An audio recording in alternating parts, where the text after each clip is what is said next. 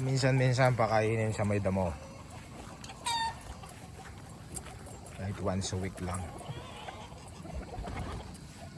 Para ma-encourage silang kumaskas kahit na nandyan sa tulos. Kaya sa cord area nila ito naka-feeder kasi malapit na laban ng mga to.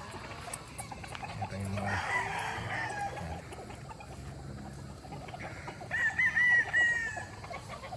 kung walang damo yung area nila, syempre gawan mo ng paraan, ilipat mo dito sa may damo para dun sila magkaskas, dun sila kakaitay.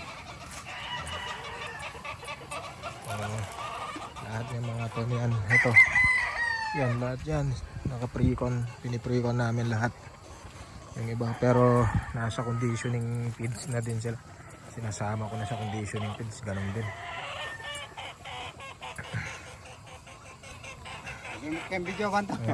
Yan ang masipag kong handler, oh. Si Janelle Bognot, royal blood ng magsasabong, simula lolo hanggang uncle, pati ewan ko yung anak niya kung mahihilig sa manok.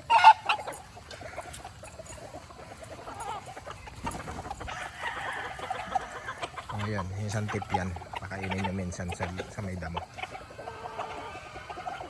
Ito mga ginagamit namin sa early bird. Yan, sweater Albany. Ito, sweater ano bloodline niya ito. Sweater Albany din to, para dark side. Yung sweater Albany din.